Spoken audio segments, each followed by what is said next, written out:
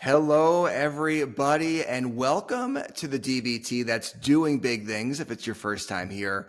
And I'm pumped up today because we're speaking with a Toronto real estate mega producer. This guy's doing over 100 transactions a year in his business, did over $2 million in revenue in 2022. He's on pace to crush that figure in 2023, by the way. He also hosts a successful podcast. He's got 15,000 followers on Instagram, 10,000 followers on YouTube, and we're going to try and figure out how he's doing all he's doing today. Tom Storey, thanks for being on the show, my man. Thanks for having me on, man. I'm excited to be here.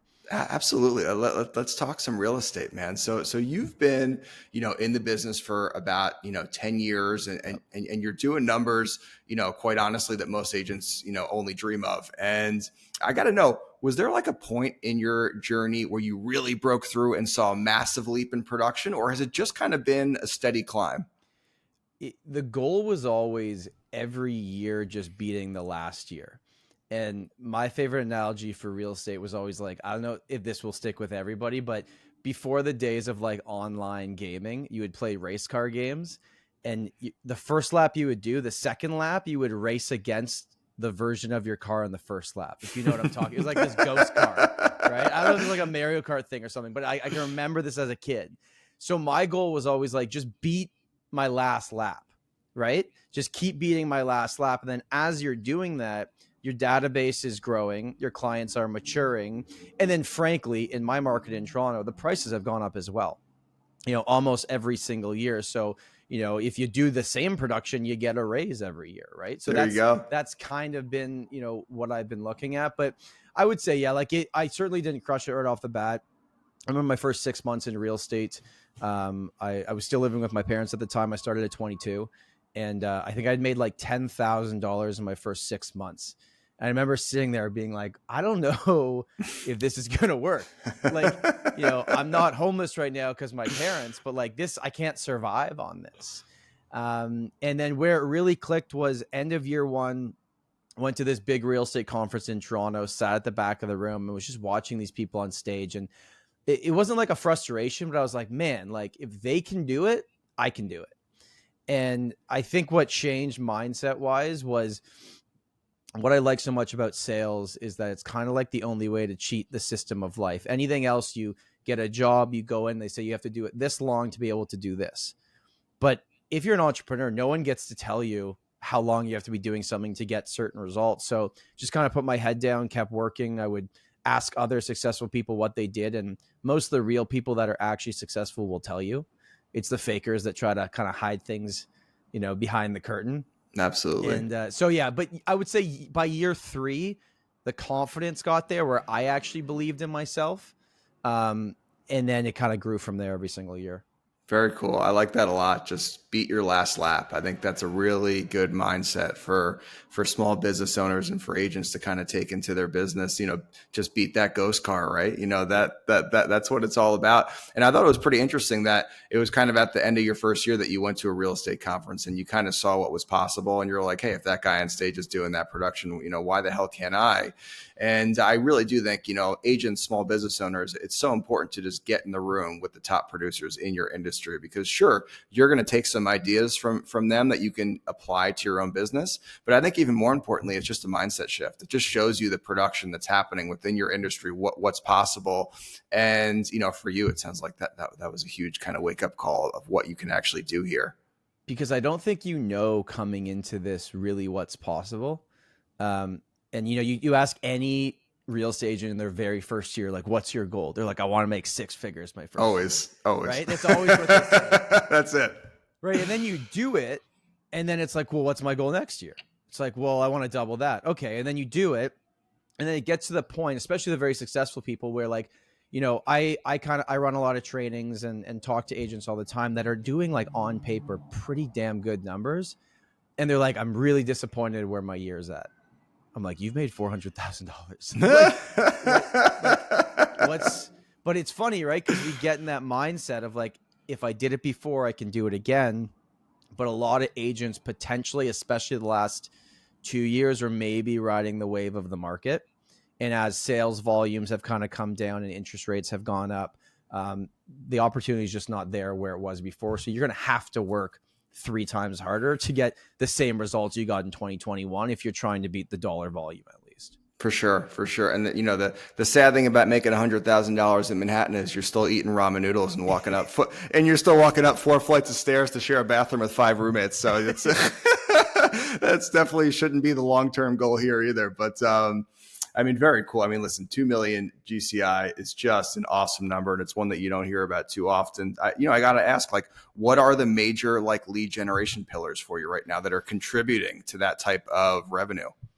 I'd say it breaks down maybe into 4 categories, 3 big categories, but 4 main categories. So like any real estate agent that would be doing reasonable numbers, over 50 transactions a year, still the core of my business is my database, right? My repeat, my referral. That is like, those are my people that I treat the best they could ever be possibly treated, and that I never want them to forget who I am. And even when the transaction's over, we have a pretty in-depth, like 12-month strategy to stay in touch with what we believe is valuable information. We throw a ton of micro events, a ton of big client events. And obviously the videos and everything kind of gets into there where they're also seeing me online everywhere, even if they're not talking to me. Right. So I'd say still 60 to 70% of our business is repeat and referral. Very cool. But what's interesting, and my database, like my personal database, is 350 people. It's not huge, but those are people I have transacted with or that they've referred me friends. And every single year I'll go back into that list and kind of trim it down. And I like that. That's smart. I still have other lists. Like I've got big lists that we send, if you're going to send an email, might as well hit everybody. Sure. But the core is that grouping. And early on, what I learned is like, okay, if you run a system consistently, you should be able to get about a 20% return from your database. So for every 100 people in your database, and I don't mean the random online lead that signed up for a Facebook form. I mean like people you would stop and have a conversation with, like true A people, right? For every 100 people in your database, you should be able to do 20 transactions out of those 100 people. If you just follow up with them and stay in touch and send valuable information and have client events and are there for them when there's no commission on the line, right? When your job is done, you're still actively being valuable to them. But what's interesting is that we track too, okay, when you ask most agents where their business come from, they go, oh, it's repeat and referral. Almost as if repeat and referral is one word. Right. So I ask agents all the time, well, which one is it? Is it repeat or is it referral? Right? Because if it's just referral, that's great. It means you did a good job for someone, they will use you again. But a lot of agents that say repeat and referral, they're only getting the repeat and they're not getting as many referrals along the way. It's like, okay, well, what's missing in your messaging, right? So my goal would be to have like half repeat, half referral if it's perfect. Sure. We're probably 60% repeat, 40% referral if I looked at all of it. So that's still like the core of our business. If I could only choose one thing, it would be that. Cool. And but just before we dig into the other ones, I just want to kind of dig into, because that, listen, that's a lot of business that you're deriving just from repeat and referrals. I mean, there are some guys that are doing millions of dollars in GCI and they're spending damn near millions of dollars on Zillow. So I think it's pretty important to kind of dive into the amount of referral business that you're generating. So you said, you throw micro and large customer events. Like what does that actually look like in process? Yeah, so we just had one in the summer. Basically, the macro events are we invite everyone on the list. We usually get like a mortgage broker. You guys would call them like loan officers to sponsor half of it. Yeah. There's an open bar. There's music. It's just a social event, and there's apps, right? It's like the wedding party before the wedding, right? Love it. So we do that. We just did one. Those are the most expensive ones, and those are the macro events we get everybody in one place. But then the micro events are probably more powerful. So we've done like our top 20 people. We take them to this special restaurant and we do pasta making. And what I like about the micro events is that I'm not the star of the show. I'm involved in it. I'm part of the process. We've done where we rent out this speakeasy where you go in, it's like a champagne area, and then you go into this room and you enter like the 1950s. So we try to make them like memorable. Our biggest hit ever is manicures and mimosas. Love one that. We've done consistently. It's like, hey, come get your nails done and we'll give you free alcohol. And they're like, yup, when and where. We've done cocktail making at my house. Like I have people to my house. And these little events, we don't take photos of these. We don't post these on social.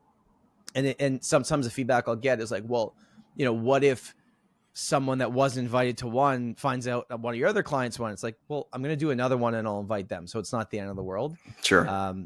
Highly recommend micro events. How many of those are you throwing a year? Is it like once a quarter micro event? I would try to. I'd say 3 or 4 a year, and then the one big event always in the summer. Okay, cool. And then you mentioned that you've got of course the big list that's getting the emails and maybe the automated text, but then you've kind of got like a core group of like 300, what you'd call A clients. Yeah. Are you reaching out to them personally every 3 months with a phone call, a text message? Like what does that look like in process? Yeah. So basically if you were to break it down into like a 12-month plan, like every single January, regardless of the year or anything, we redo our trades and services guide, which is this little booklet. Okay. And so it would be like anything to do with home ownership or condo ownership in Toronto. Okay. Right. So it's like electricians, appliance repair, painters, dog walkers, tutors in the area, like anything. Right. And what we do is in December, we send out an email to all of our clients, say, hey, we're redoing our trades and services guide. We're looking for awesome people in these categories. Who do you know? So it's actually a guide that's been created by our clients. Great idea. I love people that. They trust. And then we're going to physically mail it to them because it's a piece of valuable thing that they're not just going to throw out. Right. And then they're going to keep it in their kitchen. So like that's touch point one. And that gives you three reasons to call without being like, hey, are you looking to buy or sell? Right. It's hey, who do you know? We want to redo this. People like to recommend people that they trust. Then we send it to them. They physically receive it. That's a touch point. And then I can call them and say, hey, just want to make sure you got our trades and services guide. That's good stuff right there. What a great way to start the year with your top 300 people. Yeah. And like, I won't bore you with the full list. If the listeners want it, I'll give it to you, but sure. Like February free home show tickets. That's when our home show happens in March. So that's our touch point. Hey, do you want to go? Here's the tickets. Did you enjoy the show? Like cool. Boom, boom, boom. And then March, which is our biggest one for actually showing our understanding of the market, which is the video CMAs, which is something we've sworn by for a long time. It's a 2-minute video. What I would do if you lived in a house in a certain area is I'd pick the last 3 comparable sales. I'd bring them up on my screen and I'd just be like, hey, it's Tom. I hope you're having a great day. This is your real estate health check. On my screen, you can see the last 3 sales that sold. Check out number 2. And on the top right, you can see the sale price. Just want to show you what was going on in the neighborhood. Anyways, if you have any questions, have a great day. It's a 45-second to 2-minute video. It's a screen share. I'm never telling you what your house is worth because that changes on a daily basis. Right.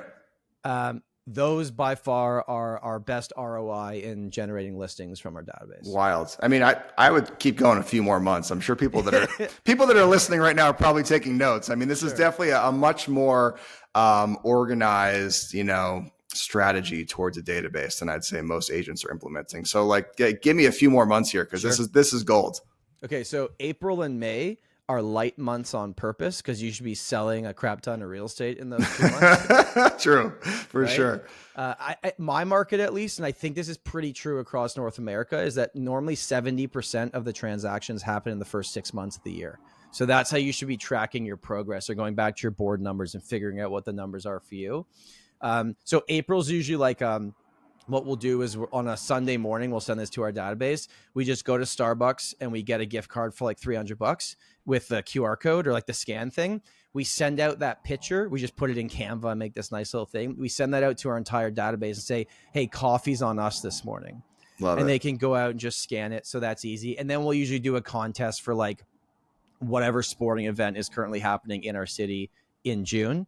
So that's May, June. July is the big client event. That is the event that is like 300 people and costs a lot of money. That's the macro one. Got it. That's the macro one. Yeah. Then August, we're going to do video CMAs again. Okay. Because on purpose, you're doing them in March and in August because March leads into April, typically the busiest month of the year. Then August leads into September, the second busiest month of the year. So those are the 2 touch points we're going to send people. If you bought a house last week, I'm not sending you this video, right? We're not just randomly. Sure.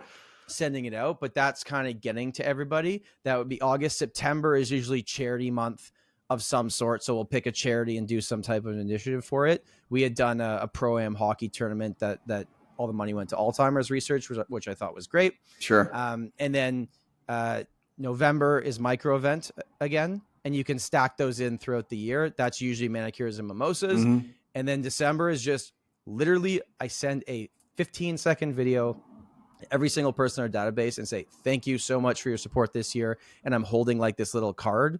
And I'm like, make sure to check your mailbox in the next few days. We've got something on the way. It's just like a happy holidays card, right? That's awesome, man. That is like such a powerful kind of 12-step program to generate a ton of referrals, but also just add a ton of value to your database. I mean, it kind of gives you a reason to reach out to them as opposed to just like, hey, you know, how you doing? It's Tom. What's going on? How are you?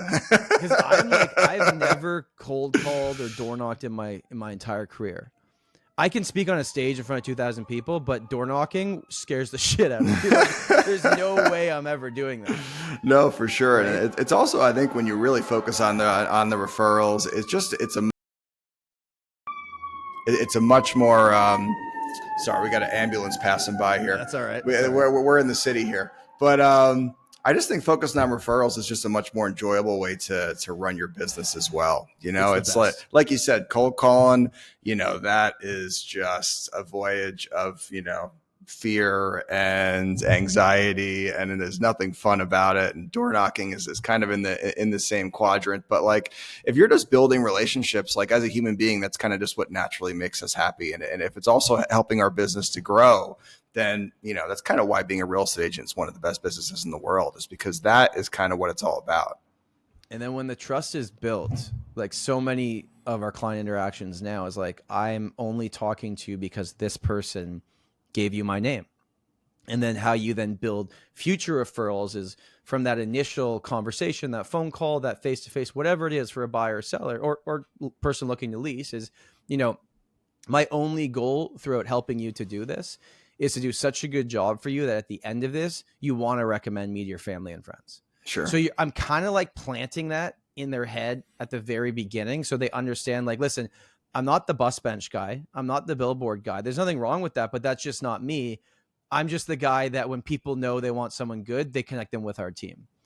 And you can kind of like almost see that their shoulders relax too, because you're not like hitting them with some salesy stuff. You're like, all right, let's just like talk about what I would want to know if I were you. Sure. And then that helps you build it. And you talked about it before with Zillow and all the online stuff these days that everyone's obsessed with.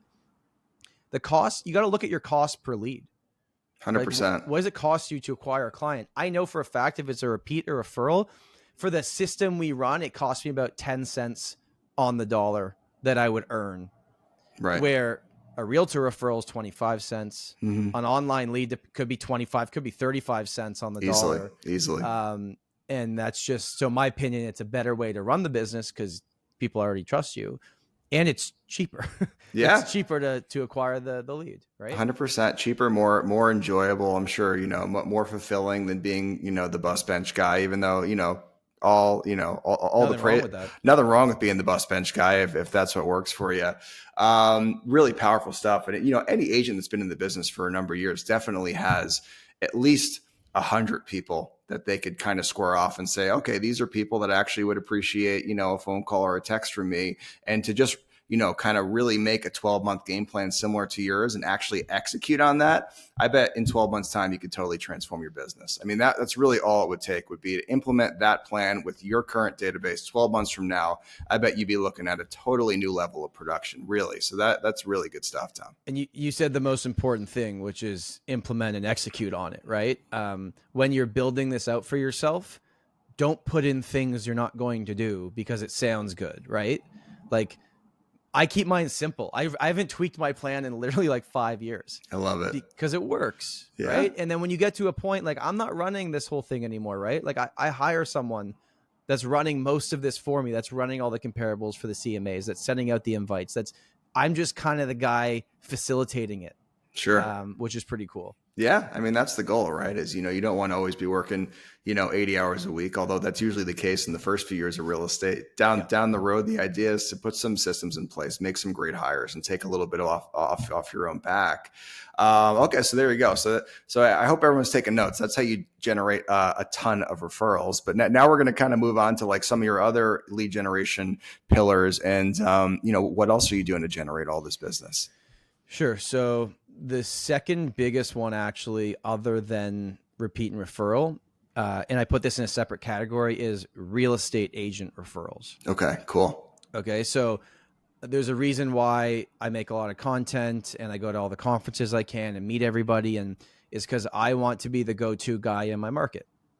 And listen, I'm in Toronto, you're in New York. Lots of people move to our markets, right? 100%. In fact, more people move to our markets than people leave our markets to go elsewhere. So I try to give as much as I get as well, but usually I do end up getting a bit more. So the second biggest thing is real estate agent referrals that have people that are moving to my market and they refer them to me. Great. Now, obviously, I pay a referral fee for that. Yeah. But it's as good as a referral from a past client when it's coming from another agent. Yeah, for sure. And what's your system look like for that? Do you go to the conferences with like a funny little joke gift bag with some corny joke inside of a card or like something like that, or is it really just meet people, get their cards, stay in touch with them? Honestly, I don't even bring cards to real estate conferences. Nice. I want to actually like meet people, and so my way of doing it is I have put out so much free content in a separate area for real estate agents to show them what's been working for me, and I'm giving it all away for free. That so many of them have watched and be like, hey, you spoke at our brokerage once or whatever. I got a client coming to your market. Would you be able to help them? And surprisingly enough, most of these conversations start on Instagram. You had mentioned at the beginning, our Instagram following. I bet 13 of those 15,000 people are real estate agents that follow me. Interesting. Instagram is for real estate agents. That's what I'm trying to do on there. YouTube is for consumers. Got it. Okay. That's pretty interesting. So there's another kind of, lead pillar, and moving down the road is YouTube. Is that like your third biggest generator of business? Yeah. It may be second this year on how we're going. I built a YouTube channel, started kind of at the beginning of the pandemic, getting serious about it.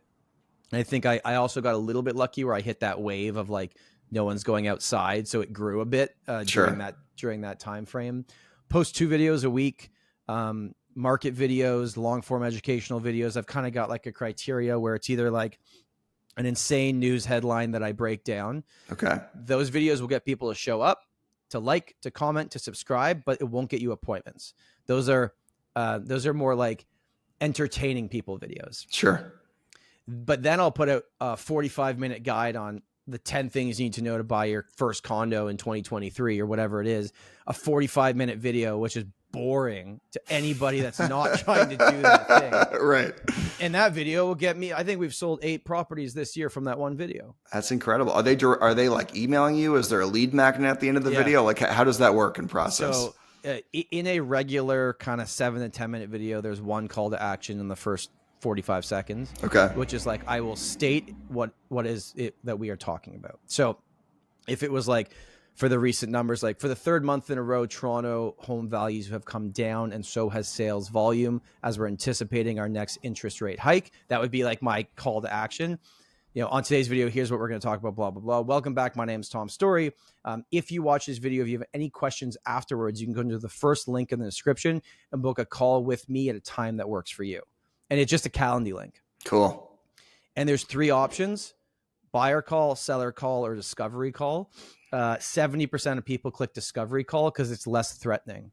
Love it. That's interesting. They're not committing to being a buyer or a seller, even though they always are. And then it just goes to one of the other directions. How cool. I mean, pretty simple, really, right? Everything's simple. Two videos a week. One kind of like talking about a headline is like entertainment. The other one, a more, in-depth, market info or process related type, long form video. Yep. And then, you call to action in the beginning, give them an option of a Calendly link. And you're saying that you've sold 8 homes off of that one video this year already? Oh yeah, I should have looked at my numbers before this, but I think from YouTube already this year we're over 20 transactions. I mean, that's unbelievable. That Yeah. really, that is really impressive. Are you shooting these videos every week? Do you batch shoot your content once a month? Like what does that look like? I try my best to always be one video ahead. But as we're recording this, I haven't posted in 6 days and I got nothing. Okay. So it's not always, it's harder. You can batch short form stuff a lot easier. Mm-hmm. The long form stuff, it's like kind of like specific. Like I was waiting for numbers to come out yesterday so I could film something today. So I try my best, but no, normally it's like I got an idea.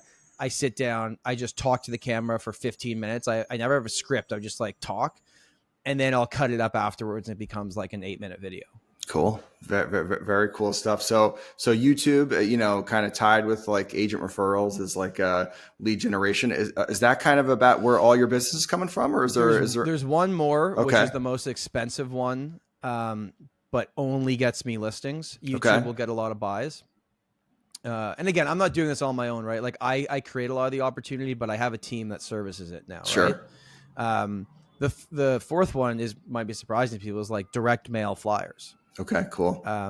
We hit 10,000 condo units every single month with direct mail marketing flyers in their mailbox that will usually, and I don't send just solds or just listed. I usually send market data showing them where the market's at or 3 bullet points on things they would need to know for their certain property type. Okay.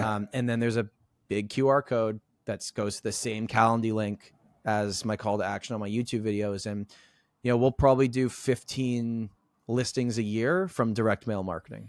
Interesting. So you're hitting 10,000 condos a month, and it's not your usual just sold, just listed. Look what I just did. It's all just, market information. Do you ever talk about units that have sold like in their neighborhood, or it's really just like 3 bullet points usually? It depends. Like Okay. Sometimes we'll do just sold stuff if we're like light on content that month.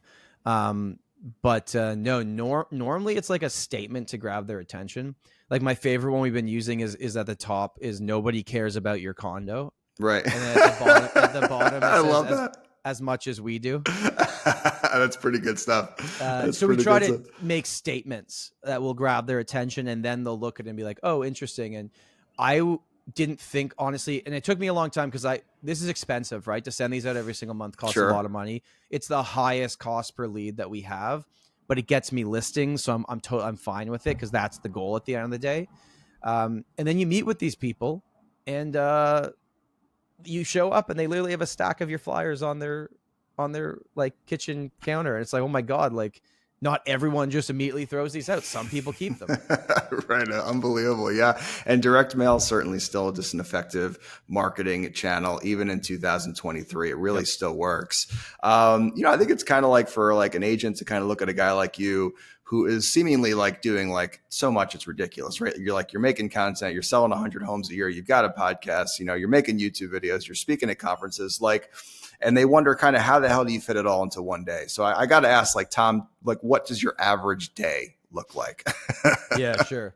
Well, I mean, I have really, really good people that work with us. Sure. So I don't actively show properties anymore. I haven't done that for 4.5 years now. Okay. So I will do the initial education. I'm the strategy guy on our team. I will be the rainmaker in the fact that I will typically find the opportunity through one of these channels.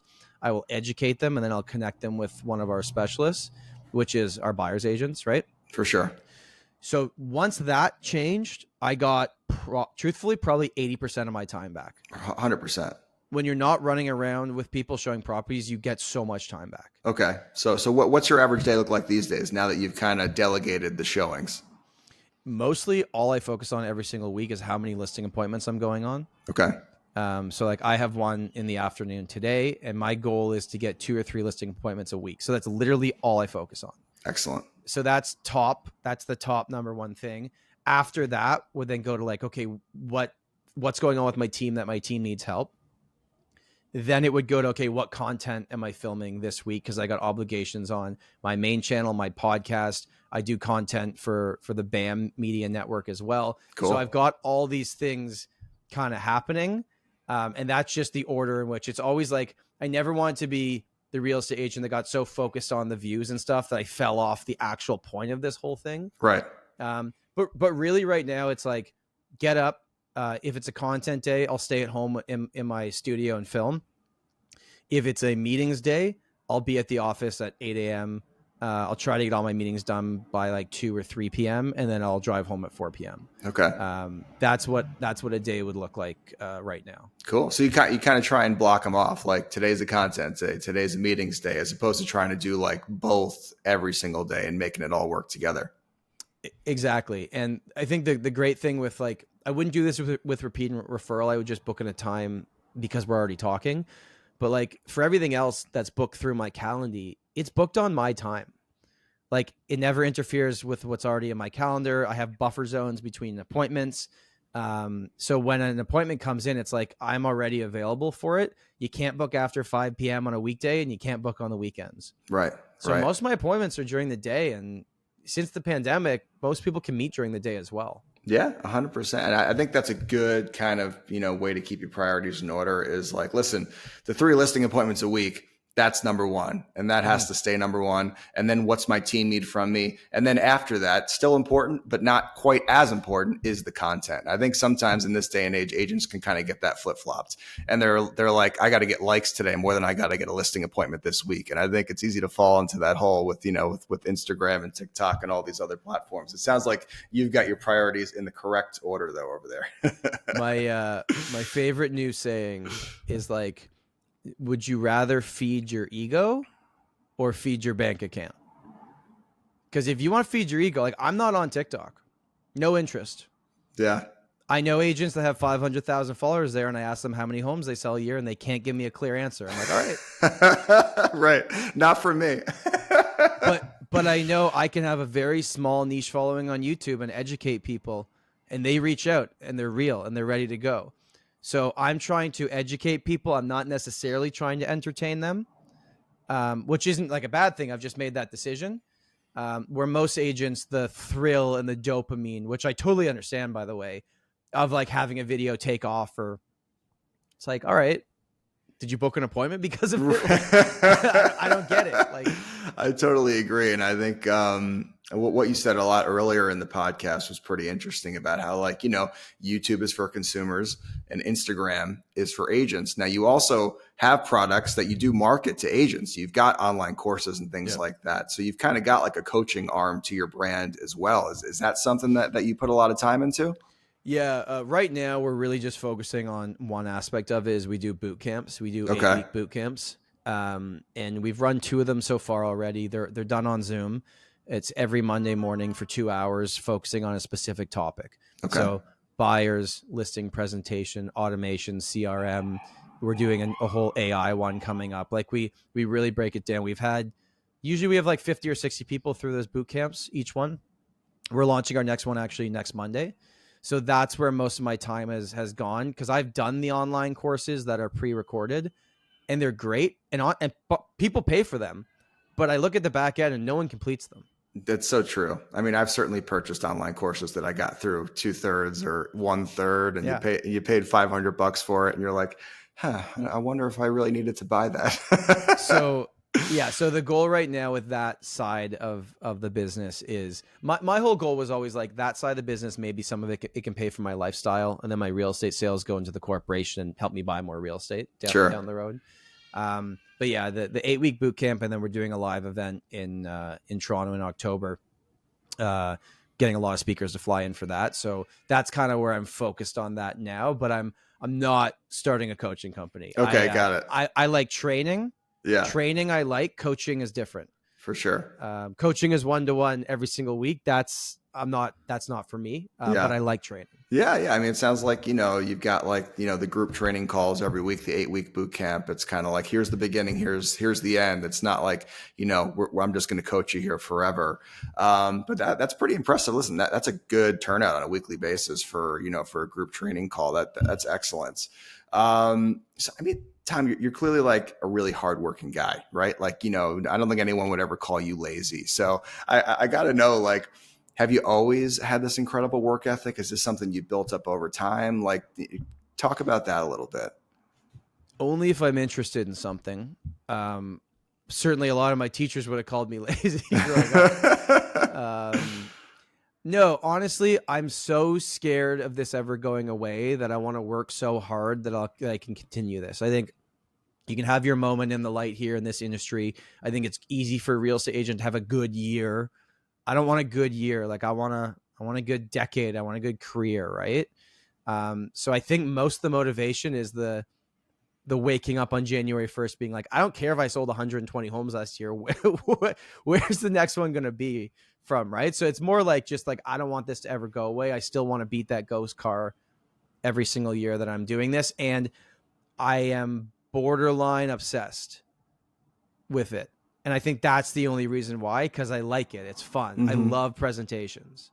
For I sure. love meeting with sellers. That's like my favorite. If I could do that all day long, I would. Like that listing presentation, you could plot me anywhere in the city with a package and a blindfold, and I could go in and get it. Like because I know how to do it.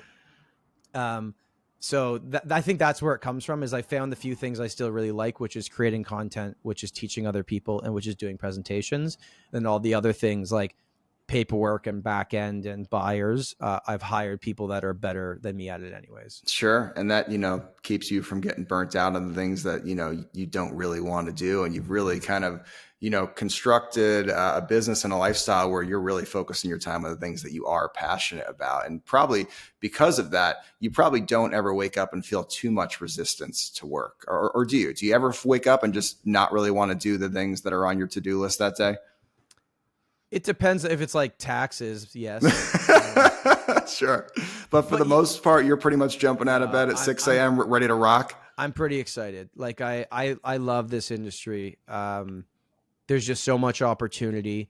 Our markets are similar. Like there's 70,000 people with a real estate license in Toronto. It is insanely competitive.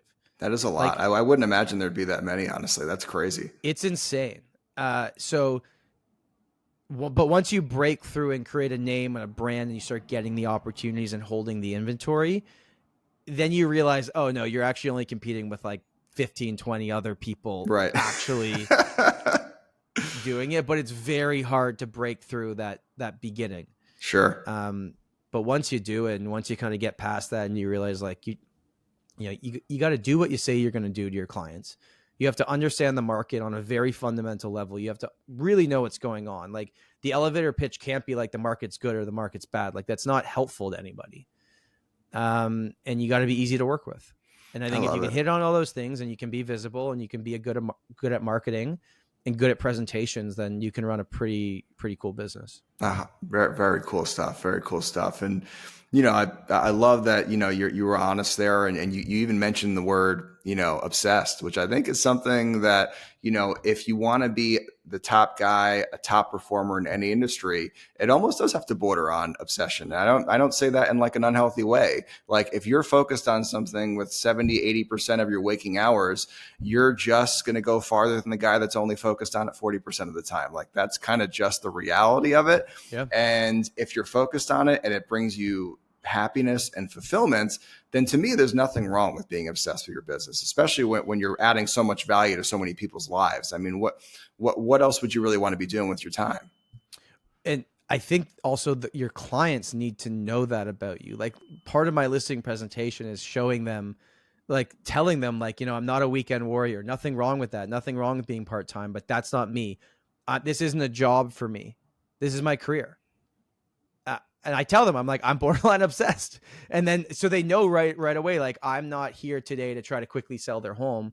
I want to knock it out of the park that they refer all their friends to me. Right. So I think it certainly helps. It definitely does. And I love that you throw that in at the beginning of most conversations, is that like my goal is just to give you such a great experience that you refer me, to all your family and friends. Like I'm not here just to close this transaction. You'll never hear from me again. I'm not here to like squeeze every dime out of you. I'm here to just give you the best possible experience so that you refer me to your family and friends. That's such a powerful wording that I think everyone should throw into the beginning stages of any conversation with any possible client. That's really good stuff. My actual secret is the last thing. I never, and this isn't like advice I would give people, I never bring paperwork. Interesting. Ever. Never bring the listing paperwork with me. Never the buyer representation agreement or whatever it's called in other markets. Sure. No, I literally start by saying, just so you know, I didn't bring any paperwork today. I'm not going to ask you to sign anything. I'm just going to go through all the things I would want to know if I were you. And we're converting our listing appointments at like 90%. There you go. Because you can Secret see sauce. them like calm down and be like, all right, let's talk. Yeah. Yeah. Or they don't feel like they're being sold the whole time. And I know like most coaches wouldn't tell you that, but I can tell you it works for me. I mean, 90% is certainly above industry average, so it's certainly working. And I agree. You throw some documents on the table, it does make people a little guarded, right? Because at that point, they're like, oh, I'm going to have to sign that document at some points. And I think that's a really solid approach. And, 90+% conversion rate kind of speaks for itself. Tom, this has been an awesome conversation. I think anyone listening is going to really take 2 or 3 things and they can implement in their business and do a little bit more tomorrow than they did today. Just kind of one question I like to end on sometimes is, let's say there's an agent listening and they're not beating their ghost car every year. They're not seeing that type of growth that they feel like they should be seeing. For lack of a better term, they're feeling stuck. Yeah. How do they get unstuck? So I would say the first thing is you have to become really good with scheduling your day, what it looks like, printing out a blank calendar and putting in all the times where you would like to do appointments. And then you have to wake up every single day and go, okay, my only goal today is these 3 things: meeting with a buyer that's looking to do something in the next 90 days, meeting with a seller that's looking to do something in the next 90 days, or showing properties, right? Those are the only 3 things we do that actually create money-making opportunities. Everything else we do leading up to that, whether it's the content, the open houses, the picking up your phone, the follow-up, the plan, that all just leads to this, right?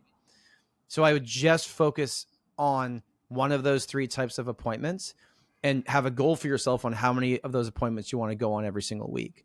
Because going to the office every single day and sitting there for 10 hours isn't going to help you do anything, right? Like, you actually got to focus on this. And then it's like, okay, well, if I don't have any of those appointments, what do I do to get those appointments? That's when you pick up your phone. That's when you make content. That's when you put a plan into place to stay in touch with your database. You have to do these things. Or like, just because you had a good year, get over yourself, go do somebody else's open house. You're going to have to do something to meet new people. Might as well do it where they walk to you. So I just think it's been a little bit easy for people until the rates changed last year. And I think we got to get back to just knowing like appointments are the only thing that matters. Focus on appointments. Hell yeah. Tom Storey. Awesome stuff today, man. Where can people follow you, keep up with all you're up to? If you want to join my real estate list on Instagram, the Storey team. Storey is spelled EY, STOREY, or on YouTube, you can just type Tom Storey. You'll find my channel. Cool. Thanks for being here, brother. That was fire. Thanks for having me. Hey, everyone out there, thank you for listening. I'm sure you took a lot from that conversation. I know I did. Of course, if you've got some time, we'd appreciate you picking up your handy dandy phone, leaving an honest review so we can get this message out to as many people as possible. And until next week, guys, get out there and do big things. Cool. Tom, that was sweet, man.